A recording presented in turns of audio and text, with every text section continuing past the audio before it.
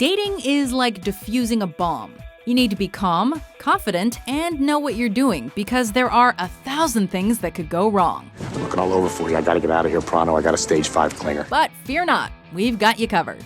Welcome to WatchMojo.com, and today we're counting down our picks for the top 10 things not to do on a date. You nervous?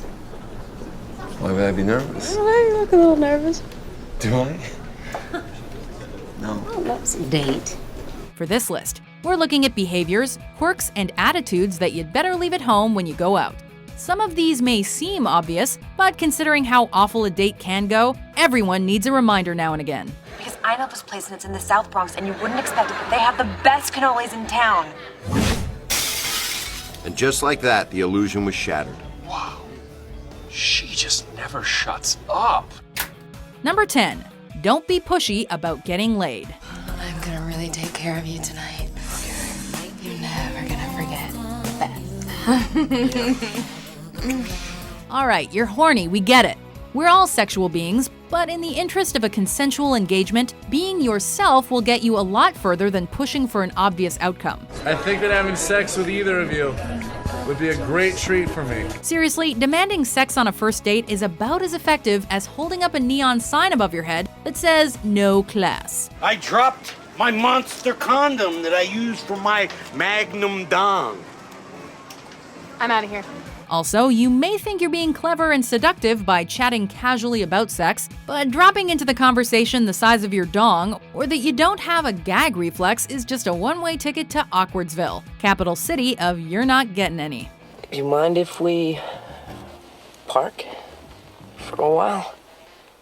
That's a great idea. I'd love to park. Huh? Marty, I'm almost 18 years old. It's not like I've never parked before. What? Number 9. Don't be mean to the waiter. Oh, nice job, hotshot. I'm sorry. Save it. Go tell the manager he owes us an appetizer. We're hedging our bets that you've managed to get the person sitting across from you to go out with you by showcasing that you're caring, confident, and comfortable in your own skin.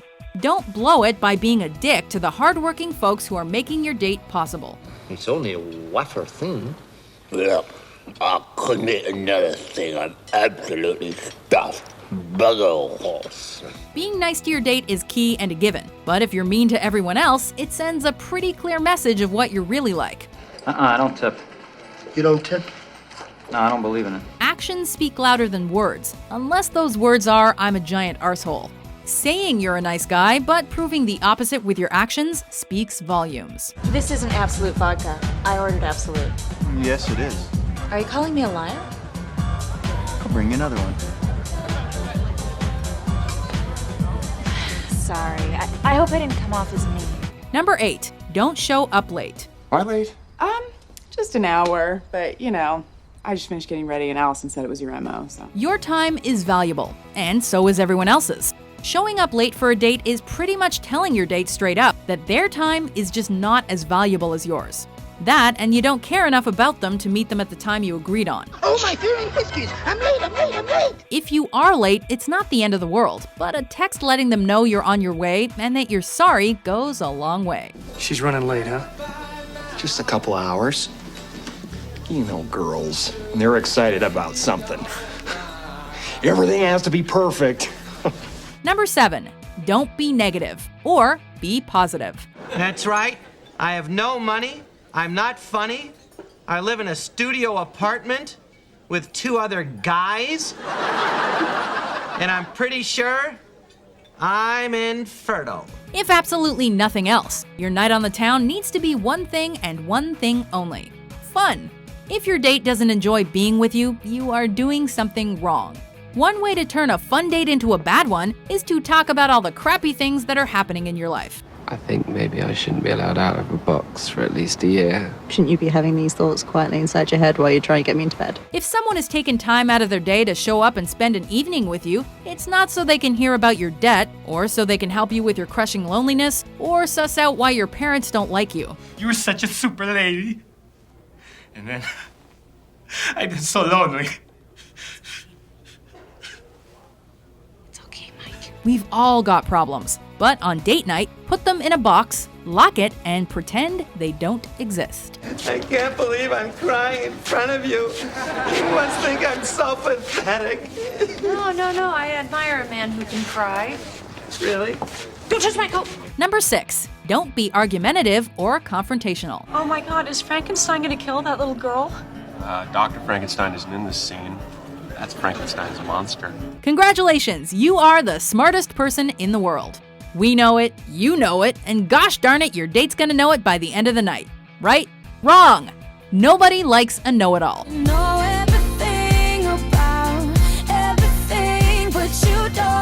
Correcting, contradicting, and getting argumentative with your date is an awful plan.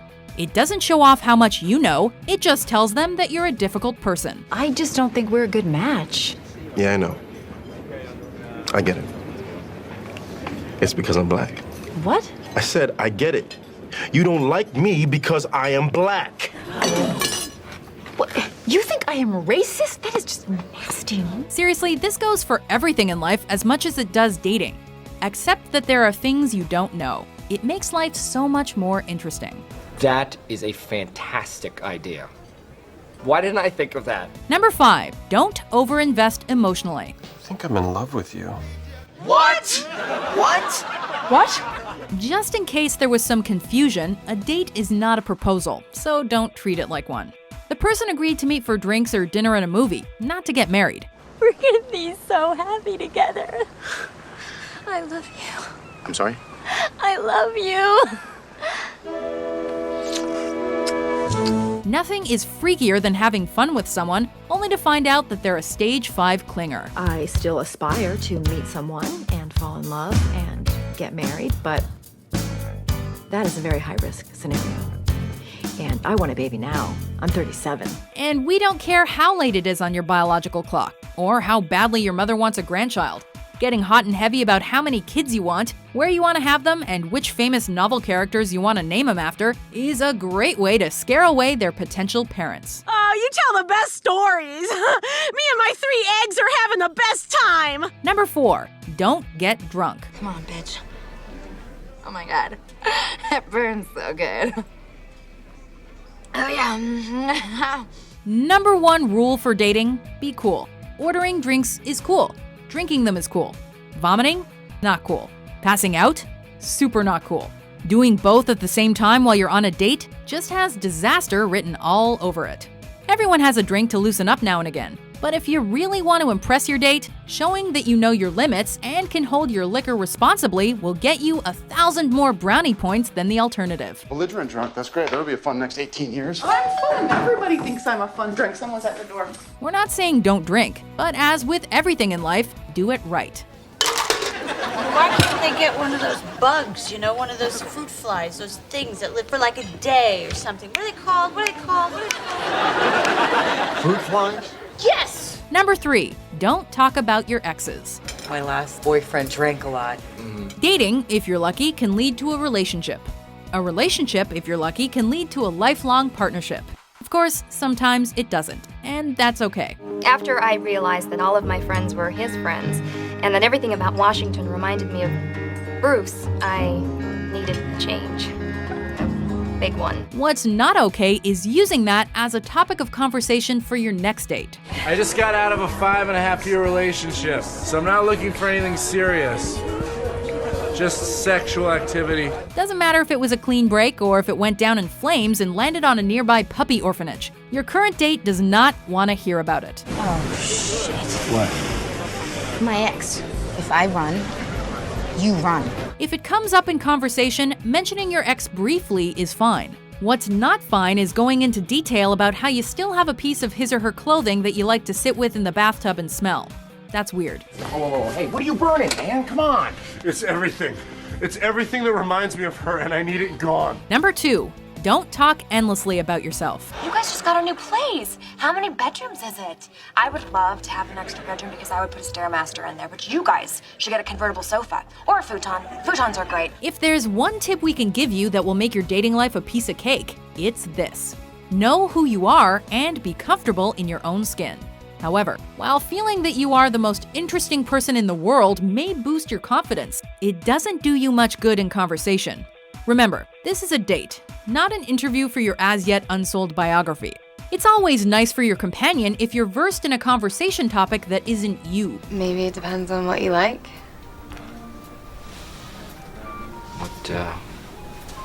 What do you like? We have a great section of do-it-yourself. Do you like to do it yourself?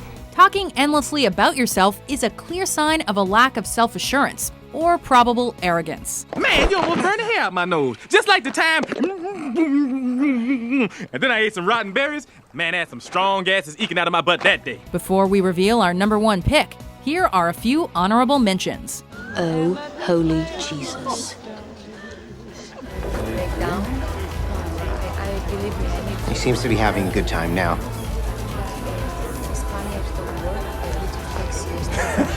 Are you all right? Yeah, this? I was running. So, when did you live in Morocco? Oh, in the late 90s. I kind of bounced around to a bunch of different places over the past few years. Oh yeah? Like where? Oh God, where? Number 1, don't spend the entire date on your cell phone. Notice this unreasonably attractive couple enjoying a reasonably priced Italian dinner together. Social networking instead of working on getting to know each other better. Turn off your phone.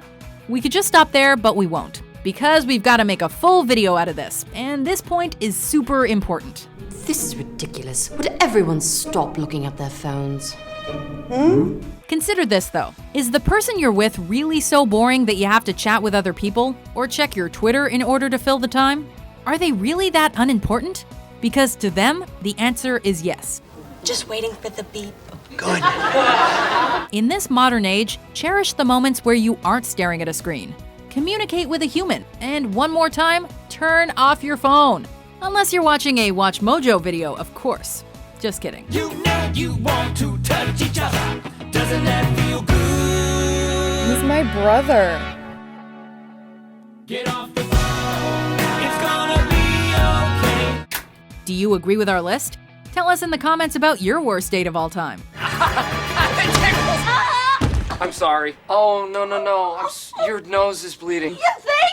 I'm sorry. For more entertaining and useful top 10s on dating and relationships published every day, be sure to subscribe to WatchMojo.com. I think she might actually kill for you. Injured people need rest.